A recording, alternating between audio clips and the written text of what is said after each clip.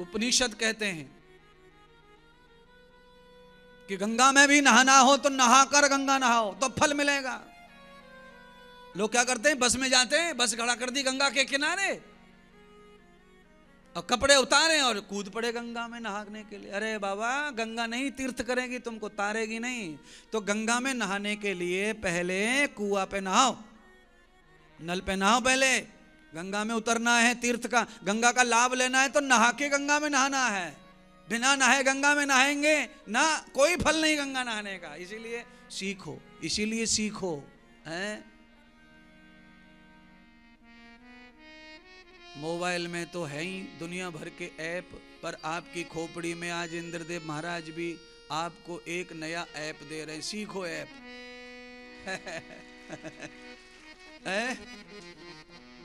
सीखो, app download करो और भविष्य के लिए कुछ सीखो। अच्छा, जवाब दे दो अब। आज के बाद गंगा नहाना है तो कैसे नहाएंगे अपन? हाँ, यमुना नहाना है तो हाँ महाराज। अच्छा, कुछ लोग यहीं से गंगा नहाने के नाम से जाते हैं, पूरा 3 दिन का सड़ा हुआ लेके कूद पड़ते हैं। पूरा रेल का गंदगा, पसीना, बैक्टीरिया सब गंगा में स्वाहा। नहीं, ध्यान करो फिर से है। अच्छा बोलो, सब्जी अपन छील के काट के धो के पकाते हैं कि नहीं? अच्छा, धो के क्यों पकाना? सब्जी में क्या लग गया ऐसा गंदगी? अच्छा बोलो तो सही, लौकी जब अपन छीलते तब उसमें कोई धूल मिट्टी निकलता है? नहीं, तो क्या छील रहे? अच्छा, छीलने से भी शांति नहीं है, फिर धोते और है छील कर। तो महाराज, छीलना, फिर धोना, फिर पकाना, फिर खाना, ये भोग सही है, इसका लाभ भी सही मिलेगा। गंगा का भी यही है, गंगा का भी यही सेम है। पहले छील लो, पहले छोड़ लो तंबाकू, गुटखा, बीड़ी, अंडा, शराब, उसके बाद नहा लो, फिर पका लो, तब फल मिलेगा है।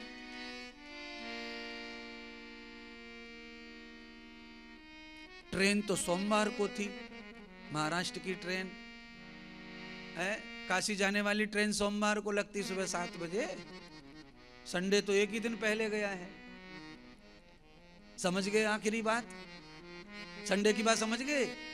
ठीक है, फिर समझ लो आप। सोमवार से लेके काशी पहुंचना है मंगलवार को, बुधवार को काशी में पूजा रखी है पापा के नाम की, गुरुवार को वहां से निकलना है। ऐसा सोच के अगले संडे तक का कार्यक्रम संडे को ही कर लेता है वो 7 दिन का। और ध्यान कर लो महाराज, और ये मांस मटन जो होता है ना, ये पेट में से 36 घंटे से पहले निकलता, 36 घंटे में पेट में रहता है। ये ना होता संडास बंडास ना होता ऐसे आदमी को जल्दी, 36 घंटे लगेंगे महाराज। अब बोलो महाराज, है बकरे की टांग पेट में धरी है और ये गंगा काशी पे जाके नाक पकड़ के डूबक लगा रहा है, ऊपर नीचे हो रहा है, बकरा भी ऊपर नीचे कूद रहा पेट में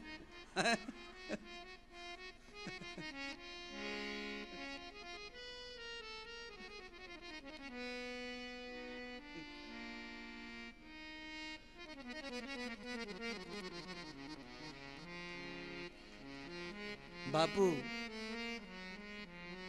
कपड़ा पहन के अगर अपन नहाते हैं तो नीचे जब हम डूबक लगाते हैं तो कपड़ा ऊपर की ओर हो जाता है कि नहीं अपने आप? शर्ट हो, साड़ी हो, अपन डूबक लगाओ तो साड़ी ऊपर आ जावे पानी के ऊपर, फिर अपने को समेट समाट के खड़ा होना पड़ता है महाराज। तो ऐसे ही बकरा जो है वो ऊपर आ जाता है, कलेजे की तरफ, हृदय की तरफ।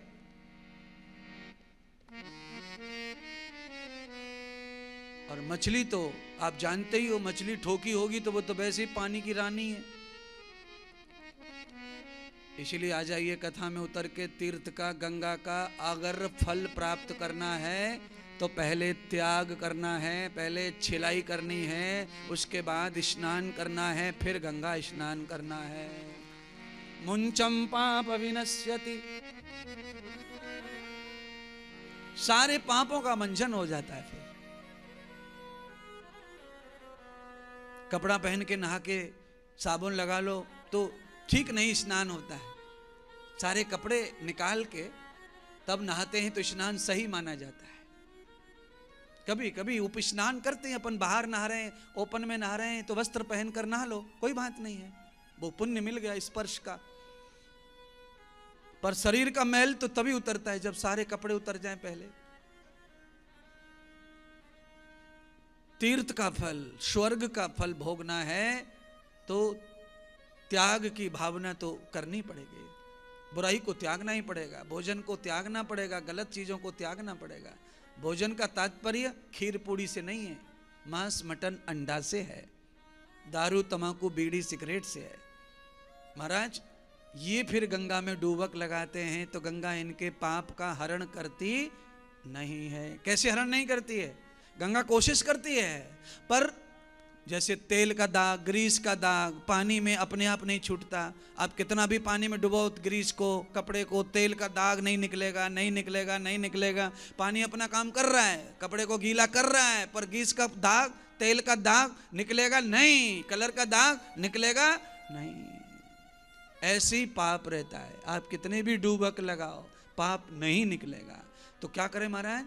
पहले ग्रीस का, तेल का दाग निकल जाए उसका इंतजाम करो। पहले उसका फार्मूला अपनाओ, केमिकल लगाओ, साबुन लगाओ, सरफ लगाओ, उसको रेती में धो, रेती से रगड़ो, कुछ करो तो पानी बराबर निकाल देगा सारा खेल।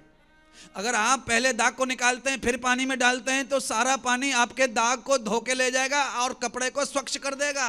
पर आपने दाग को निकालने का कार्यक्रम कुछ किया ही नहीं है तो केवल पानी से निकलने वाला नहीं है। यही है तीर्थ। बस गंगा का उदाहरण देके समझा रहा हूं। आप किसी भी तीर्थ में जाते हैं तो आपको सेम टू सेम जीवन जीना है।